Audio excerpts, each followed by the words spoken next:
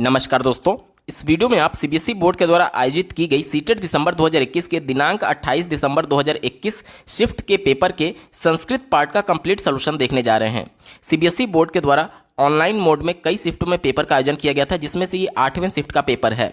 अगर आप सभी शिफ्टों के पेपर के कंप्लीट सॉल्यूशन के साथ साथ सीटेट में पूछे जाने वाले सभी सब्जेक्ट्स के कंप्लीट पेडागोजी के साथ सीटेट के प्रीवियस ईयर प्राइमरी और अपर प्राइमरी दोनों पेपर के कंप्लीट सॉल्यूशन को डिटेल में देखना चाहते हैं तो इस वीडियो के समाप्त होने के बाद से इस वीडियो का डिस्क्रिप्शन जरूर चेक करिएगा। और अगर आप चैनल पर पहली बार विजिट कर रहे हैं तो इसको सब्सक्राइब करते हुए बेल आइकन को जरूर प्रेस कर लीजिएगा सीटेट, यूपी टेट और सुपर टेट की बेहतरीन तरीके से तैयारी करने के संदर्भ में। चलिए दोस्तों, आज के इस महत्वपूर्ण वीडियो को शुरू करते हैं। ये प्रश्न पत्र एक अनुच्छेद यानी कि एक पैराग्राफ से प्रारंभ होता है। पैराग्राफ के प्रश्नों को सॉल्व करने की सबसे अच्छी विधि यह है कि डायरेक्टली आप प्रश्नों को देखिए, उसके बाद से पैराग्राफ में जाइए पढ़ने के लिए, ताकि जब आप पैराग्राफ में पढ़ रहे होंगे तो उसका उत्तर तुरंत आपको क्लिक करेगा। और दूसरा फायदा ये होता है कि कई बार ग्रामर बेस्ड क्वेश्चन पूछे जाते हैं 2 से 3, जिनको सॉल्व करने के लिए पैराग्राफ पढ़ने की आवश्यकता नहीं होती है। डायरेक्टली आप उस प्रश्नों को सॉल्व कर पाएंगे, यानी आपका समय भी बचेगा और उत्तर खोजने में भी आपको सहूलियत होगी। यहां पर अगर मैं इस पूरे पैराग्राफ को हिंदी में ट्रांसलेट करने लगूं तो काफी लंबा समय आपका फालतू में व्यतीत हो जाएगा। इसलिए डायरेक्टली हम लोग प्रश्नों को देखेंगे और उसका उत्तर इस पैराग्राफ में ढूंढने की कोशिश करेंगे। चलिए, इस पर आधारित जो पहला प्रश्न पूछा गया है, लोधी गार्डन इति उपवनम कति भागेषु विभक्तम, यानी कि लोधी गार्डन जो है, इति मतलब कि यह उपवन यानी यह बगीचा, कति मतलब कि कितने, भागेशु मतलब कि भाग, विभक्तम मतलब कि बटा हुआ है, कि यानी कि लोधी गार्डन यह उपवन कितने भागों में बटा हुआ है। तो चलिए इसका उत्तर इस पैराग्राफ में ढूंढते हैं। यहाँ पर आप इसका उत्तर देख सकते हैं, इदम उपवनम चतुर्भागेषु विभक्तम, कितने भाग में, 4 भागों में विभक्त किया गया है, चतुर्भागेषु दिया गया है ना। तो चलिए इसका उत्तर क्या हो जाएगा, ऑप्शन नंबर 3 देखिए, चतुर्भागेषु इसका बिल्कुल सही जवाब हो जाएगा। विकल्प नंबर 3 सही उत्तर है। अगला प्रश्न पूछा गया है, भ्रमराः कुत्र डयन्ते, कुत्र मतलब कि कहाँ और डयन्ते मतलब कि उड़ते हैं, यानी कि भ्रमर जो हैं, भौरे जो हैं वो कहाँ पर उड़ते हैं, पैराग्राफ के अनुसार आपसे पूछा जा रहा है। यहाँ पर आप इसका उत्तर देख सकते हैं, भ्रमराः पुष्पेषु डयन्ते, यानी कि जो भ्रमर है, जो भौरे हैं वो पुष्पों पर उड़ते हैं। दिए गए विकल्प में देखिए, यहाँ पर आपको इसका उत्तर दिया गया है ऑप्शन नंबर 4 में, पुष्पेषु इसका बिल्कुल सही जवाब हो जाएगा। भ्रमराः पुष्पेषु डयन्ते, विकल्प नंबर 4 सही उत्तर होगा। चलिए अब बात करेंगे अगले प्रश्न की। 123 नंबर का प्रश्न पूछा गया है, रुग्णाः जना किम कृत्वा स्वास्थ्य लाभम कुर्वन्ति। तो यानी कि ये कहा जा रहा है कि जो रुग्ण मतलब कि एक तरीके से जो बीमार लोग हैं, और जना मतलब कि लोग, किम मतलब कि क्या, कृत्वा क्या करते हैं स्वास्थ्य लाभ प्राप्त करने के लिए। ठीक है, तो इसका उत्तर आप इस पैराग्राफ में यहाँ पर देख सकते हैं, अत्र भ्रांत्वा रुग्णाः अपि जना स्वास्थ्य लाभम कुर्वन्ति, यानी कि यहाँ पर वो लोग टहलते हैं, जो उपवन है, जो बगीचा है, उसमें लोग टहलते हैं स्वास्थ्य लाभ के लिए। ठीक है, तो हमारा उत्तर क्या हो जाएगा, भ्रांत्वा।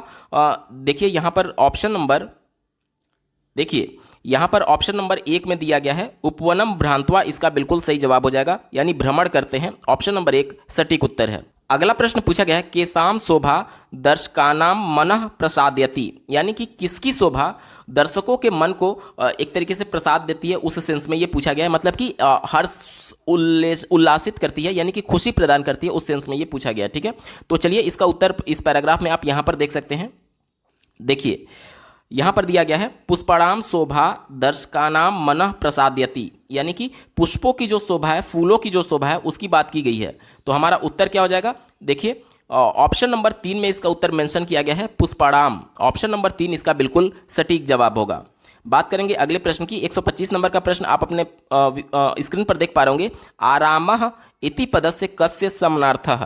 तो आराम का मतलब यहाँ पर उपवन से है, आराम का मतलब क्या होता है, उपवन होता है। तो ऑप्शन नंबर 1 उपवनम इसका बिल्कुल सटीक उत्तर हो जाएगा।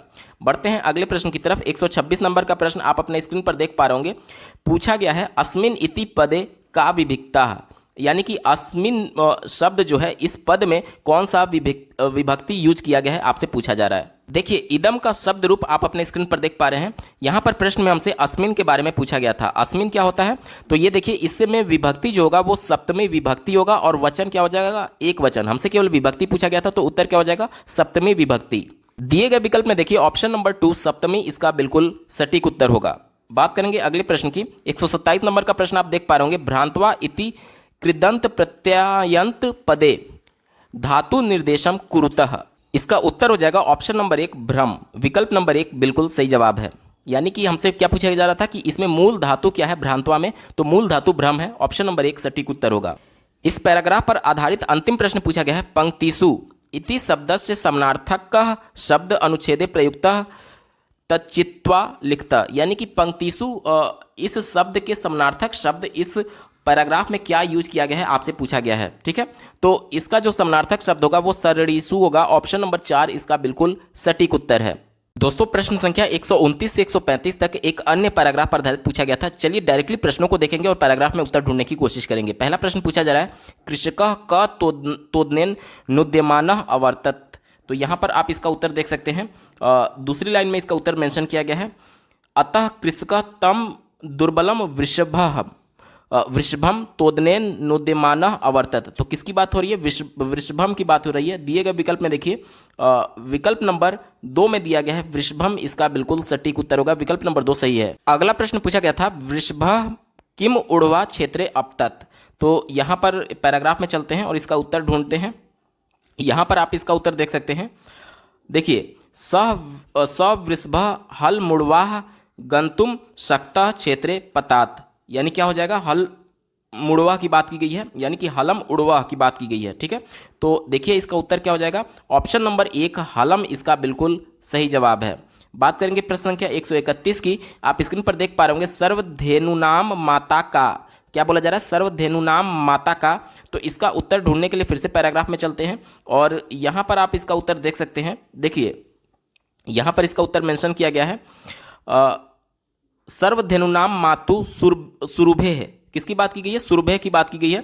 विकल्प में चलते हैं और यहाँ पर आप इसका उत्तर देख सकते हैं, ऑप्शन नंबर 4 में सुरभि की बात की गई है। ऑप्शन नंबर 4 इसका बिल्कुल सटीक उत्तर होगा। अगला प्रश्न पूछा गया है, अयि शुभे किमेवम रोदिशी, यह जो उक्ति है यह किसका है, ये पूछा जा रहा है। तो इसका उत्तर ढूंढने के लिए चलिए हम लोग पैराग्राफ में चलते हैं। यहाँ पर आप इसका उत्तर देख सकते हैं, पैराग्राफ में मेंशन किया गया है। देखिए यहाँ पर लिखा गया है अयि शुभे किमेव रोदिशम, और यहाँ पर ये जब आगे पूरा पढ़ते हुए आप यहाँ पर आएंगे तो यहाँ पर इंद्रियण की बात की गई है, यानी इंद्र भगवान की बात की गई है। ठीक है, तो चलिए ऑप्शन में फिर से चलते हैं और यहाँ पर आप इसका उत्तर देख सकते हैं। क्या उत्तर हो जाएगा, ऑप्शन नंबर 3 में इंद्र की बात की गई है, तो ऑप्शन नंबर 3 देखिए इंद्र इसका बिल्कुल सटीक उत्तर होगा। अगला प्रश्न पूछा गया है, गत्या इति शब्दस्य समानार्थकम शब्दम चित्वा लिखत, यानी कि गत्या का समानार्थक शब्द हमसे पूछा जा रहा है, तो इसका समानार्थक हो जाएगा जवेन, विकल्प नंबर 1 इसका बिल्कुल सटीक उत्तर है। चलिए बढ़ते हैं अगले प्रश्न की तरफ। प्रश्न संख्या 34 आप अपने स्क्रीन पर देख पा रहे होंगे। पूछा जा रहा है कि वोढ़ुम इति पदे क प्रत्ययः प्रयुक्तम, वोढ़ुम में यहाँ पर मूल शब्द जो है वो वह है और इसमें तुमुन प्रत्यय मिल करके वोढ़ुम बना हुआ है, विकल्प नंबर 2 सटीक उत्तर होगा। इस पैराग्राफ पर आधारित जो अंतिम प्रश्न पूछा गया आप अपने स्क्रीन पर देख पा रहे होंगे। पूछा जा रहा है कि अचीरा देव इतस्य पद निर्देशम कुरुत, यानी कि हमसे ये पूछा जा रहा है, इसका अर्थ ये हुआ कि जो अचीरा देव है, ठीक है, क्या पूछा जा रहा है, देखिए अचीरा देव इतस्य पद निर्देशम कुरुत, यानी कि अचीरा देव इस पद का पद निर्देश कीजिए। तो पद निर्देश हम करने के लिए इसका जो अर्थ होगा अचिरेय देव का, इसका मतलब होता है जल्दी ही, और इसका जब आप हम लोग संधि विग्रह करेंगे तो अचिरातु प्लस एव बनेगा, अचिरातु प्लस एव, और यहाँ पर यह दोनों पद अवयव हैं, इस वजह से हमारा उत्तर क्या हो जाएगा, अवयव पदम, विकल्प नंबर 1 इसका बिल्कुल सटीक उत्तर होगा। अगला प्रश्न पूछा गया है, शिक्षकः तृतीय कक्षायाः छात्रान् निर्देशति, यानी कि एक शिक्षक है जो तृतीय कक्षा के छात्रों को निर्देश देता है। ठीक है, एवं तेम प्रदत्त कार्याणि अनुसरंती, और वो जो हैं, जो छात्र हैं, उनके जो कार्य दिए गए हैं, मतलब जो कि भी निर्देश टीचर के द्वारा दिए जा रहे हैं, उसका हूबहू अनुसरण किया जा रहा है छात्रों के द्वारा। अब देखिए अध्यापका अंगीकरोति, यानी अध्यापक क्या कर रहा है, ध्यान से समझिएगा, ये कौन सी शिक्षण विधि उपागम है आपसे पूछा जा रहा है। देखिए यहाँ पर बच्चे क्या कर रहे हैं, जो टीचर के द्वारा निर्देश दिया जा रहा है उसका हूबहू अनुसरण कर रहे हैं, यानी कि बच्चे अपने ज्ञान की संरचना नहीं कर रहे हैं, बल्कि टीचर ने जो निर्देश दिया है उसी निर्देश का सिर्फ अनुसरण मात्र है। तो जहाँ भी आपको संरचनावाद दिख जाए वो तो कभी होगा ही नहीं, क्योंकि बच्चे अपने ज्ञान की रचना नहीं कर रहे हैं, तो ये विकल्प गलत हो गया। तीसरा देखिए ग्रहणशील शिक्षण उपागम, ग्रहणशील मतलब कि एक्वायर करने की बात की जा रही है, अर्जन करने की बात की जा रही है। अर्जन जो होता है वो नेचुरल इन्वायरमेंट में होता है, यहाँ पर इन्वायरमेंट को क्रिएट किया गया, ये नेचुरल इन्वायरमेंट नहीं है, क्योंकि जो टीचर के द्वारा इंस्ट्रक्शंस दिए जा रहे हैं बस उसी को फॉलो कर रहा है छात्र यहाँ पर। ठीक है, तो ये नेचुरल इन्वायरमेंट नहीं है, इस वजह से ये भी हमारा उत्तर नहीं होगा।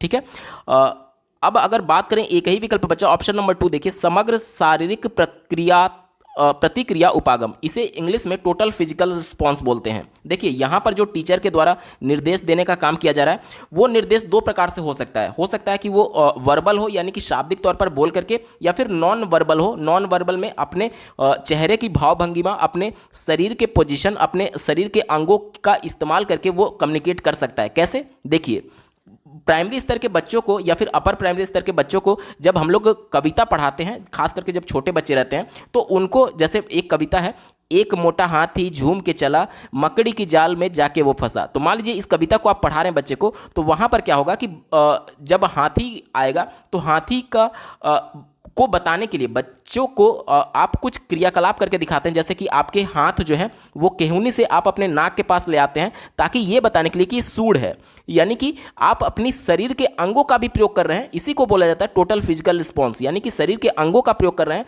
कम्युनिकेट करने में। इससे फायदा ये होगा कि चूंकि एक विद्यालय में अलग अलग सांस्कृतिक पृष्ठभूमि से और अलग अलग मातृभाषा से संबंधित बच्चे आए हो सकते हैं। हो सकता है कि कोई ऐसा बच्चा हो जो कि स्कूल की भाषा यानी हिंदी भाषा को अगर नहीं समझ पा रहा है, जैसे मान लीजिए कि उड़ीसा का बच्चा है, वो उड़िया जान रहा है लेकिन हिंदी नहीं जान रहा है, लेकिन जब वो आप उसको हाथों के माध्यम से और अपने चेहरे के एक्सप्रेशन के माध्यम से कम्युनिकेट करेंगे तो वो चीज़ों को थोड़ा थोड़ा समझने लगेगा। जैसे कि मान लीजिए ब्लैक बोर्ड पर आपने एक प्रश्न लिखा, अब वो प्रश्न को पढ़ नहीं पा रहा है लैंग्वेज बैरियर की वजह से, लेकिन अगर उसी को इमेज में कन्वर्ट कर दिया और आप हाथों से इशारा दे करके पूछ रहे हैं कि ये क्या है, तो अब बच्चा समझ जाएगा कि हाँ, मेरे से टीचर कुछ प्रश्न पूछना चाह रहे हैं और ये ब्लैक बोर्ड पे जो बना हुआ है उसके बारे में पूछना चाह रहे हैं। तो यहाँ पर देखिए लैंग्वेज बैरियर था, मदर टंग लैंग्वेज बैरियर था, बावजूद इसके अपने हाथों का प्रयोग करते हुए, अपने चेहरे के एक्सप्रेशंस का प्रयोग करते हुए बच्चों को कम्युनिकेट किया जा सकता है नॉन वर्बल तरीके से, और इसे ही बोला जाता है टोटल फिजिकल रिस्पॉन्स, और इसे हिंदी में बोला जाता है समग्र शारीरिक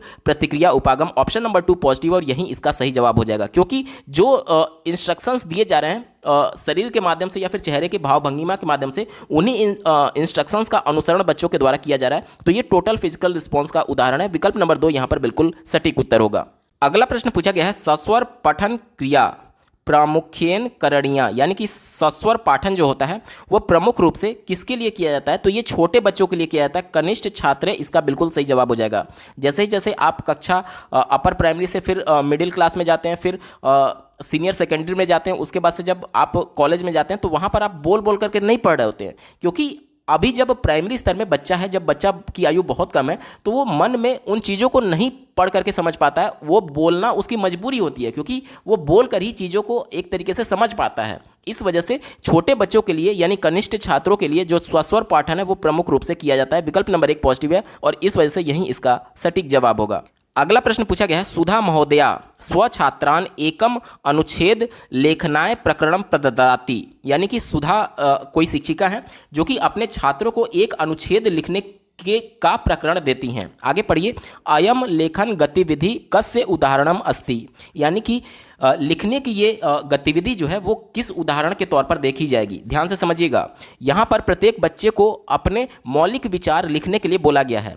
तो ये जो मौलिक विचार होता है वो फ्री कंपोजिशन यानी स्वतंत्र रचना के अंतर्गत आएगा। विकल्प नंबर 2 यहाँ पर बिल्कुल पॉजिटिव और यही इसका सटीक जवाब होगा। अगला प्रश्न पूछा गया है, आशा महोदया कक्षा निषेधात्मक वाक्यानाम अभ्यास करोति, यानी कि आशा महोदया एक शिक्षिका हैं जो कि कक्षा में निषेधात्मक वाक्य यानी कि निगेटिव सेंटेंस का अभ्यास करा रही हैं। आगे पढ़िए, सा छात्रान एकम वाक्यम प्रददाति, यानी कि वह अपने छात्रों को एक वाक्य देती हैं और वाक्य कैसा है? अफर्मेटिव सेंटेंस है, यानी कि पॉजिटिव सेंस में है।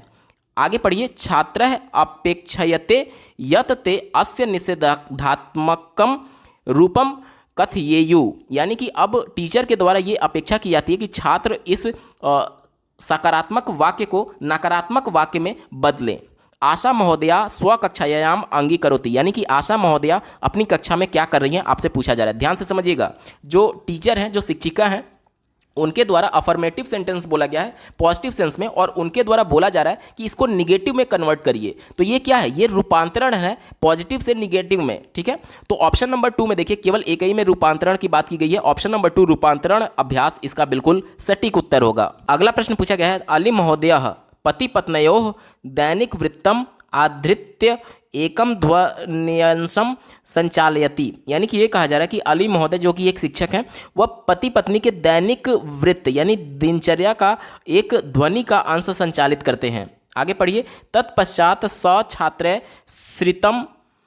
श्रुतम ध्वन्यंशम आधृत्य सत्यम असत्यम इति विभज्य एवं एकम कार्य पत्रकम छात्रान प्रदत्ताति। इसके बाद से जो शिक्षक है वो सभी छात्रों को जो ध्वनि सुनाई गई है उस पर आधारित सत्य और असत्य विभाजित करने के लिए एक कार्यपत्रक छात्रों को प्रदान करते हैं। आगे पढ़िए। एतत् द्वारा अली महोदय छात्रान कौशलम दृश्यति। इसके द्वारा अली महोदय छात्रों के किस कौशल को देखना चाहते हैं?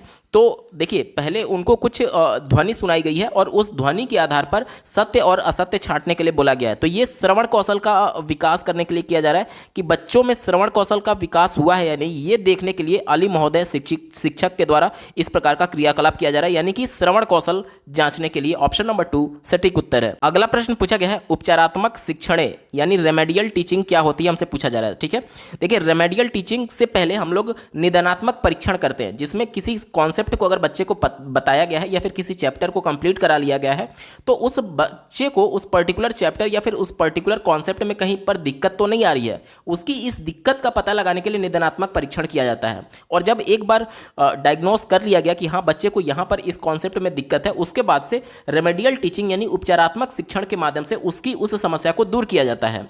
ठीक है, तो इसका उत्तर क्या हो जाएगा? देखिए ऑप्शन नंबर 1, छात्राः स्वनिष्पादन उन्नतये सहायम लभन्ते, यानी कि छात्रा है यानी छात्रों के स्व निष्पादन, स्व मतलब अपने और निष्पादन मतलब कि आउटपुट, यानी कि जो बच्चे ने चैप्टर खत्म होने के बाद से जो कुछ भी सीखा था उसमें जो कठिनाई आ रही थी उसका आउटपुट और बेहतर करने के लिए, यहाँ पर देखिए उन्नत करने के लिए सहायता प्रदान करता है यानी लाभ प्रदान करता है। तो ये विकल्प बिल्कुल पॉजिटिव और यही हमारा सही जवाब हो जाएगा। अगला प्रश्न पूछा गया है, दिल मांगे मोर इति विज्ञापन वाक्यम कस्य उदाहरणम, यानी कि ये जो विज्ञापन का एक टैगलाइन दिया गया है कि दिल मांगे मोर, इस विज्ञापन के वाक्य में क्या उदाहरण है हमसे पूछा जा रहा है। ध्यान से समझिएगा, इस विज्ञापन के टैगलाइन को सुनिए। दिल मांगे ये दोनों हिंदी का शब्द है और मोर, मोर ये वाला शब्द है MORE, मोर मतलब कि ज़्यादा। तो यहाँ पर आधा हिंदी में लिखा गया है और आधा अंग्रेजी में लिखा गया है, और ये जो हम लोग लिखते हैं ये क्या बोला जाता है? ये अंग्रेजी का कोड है और ये हिंदी का कोड बोलते हैं, यानी कि कोड स्विचिंग की गई है, एक भाषा के कोड से दूसरी भाषा के कोड पर गया है, यानी कि कोड स्विचिंग इसका सही उत्तर हो जाएगा। देखिए दिल मांगे ये हिंदी का शब्द था और मोर अंग्रेजी का शब्द था, यानी कि हिंदी से अंग्रेजी में कोड स्विच हुआ है। ऑप्शन नंबर 1 यहाँ पर पॉजिटिव और यही इसका सटीक जवाब होगा। अगला प्रश्न पूछा गया है, कथनम पठत यावत छात्राः प्राचुर्येण न पठन्ति ते धारा प्रवाह पाठका भवितुं न अर्हन्ति, यानी कि इसका मतलब ये हुआ कि ये जो स्टेटमेंट दिया गया है कि यावत का मतलब होता है जब तक की, और छात्रा यानी कि जब तक छात्र प्रचुर मात्रा में नहीं पढ़ते तब तक वे धारा प्रवाह पाठक नहीं हो सकते। एतत् पठनस्य किम प्रकारम निर्देशति, यानी कि ये जो पठन का प्रकार है वो किस तरफ निर्देशित करता है, किस तरफ इशारा कर रहा है। तो यहाँ पर देख लीजिए प्रचुर मात्रा में पढ़ने की बात की गई है, यानी कि विस्तृत पठन की बात की गई है। ऑप्शन नंबर 4 में विस्तृत पठन दिया गया, विकल्प नंबर 4 इसका बिल्कुल सटीक उत्तर होगा। अगला प्रश्न पूछा गया है, भाषा अधिग्रहण युक्ति ही केन प्रतिपादितम, यानी कि भाषा अधिग्रहण युक्ति निम्न में से किसके द्वारा प्रतिपादित किया गया? कौन सा ऐसा मनोवैज्ञानिक था जो इस प्रकार के थियरी दिया था? तो नॉम चॉम्स्की इसका सही जवाब हो जाएगा। नॉम चॉम्स्की ने बताया था कि बच्चे जन्म से ही भाषा अधिग्रहण युक्ति के साथ जन्म लेते हैं, जो कि उनको भाषा अधिग्रहण में मदद करता है, साथ ही साथ जो दूसरी लैंग्वेज है या फिर थर्ड लैंग्वेज है उसको सीखने में उनकी मदद करता है। तो ये नॉम चॉम्स्की थे, विकल्प नंबर 3 सटीक जवाब है। अगला प्रश्न पूछा गया है, स्वरघातस्य आरोहणम अवरोहणम किम कथ्यते, यानी कि स्वरघात में कई बार हम लोग ऊंचा, आरोहण का मतलब ऊंचा और अवरोहण का मतलब कि नीचा करके बोलते हैं, स्वरघात देते हैं। इसका क्या मतलब होता है?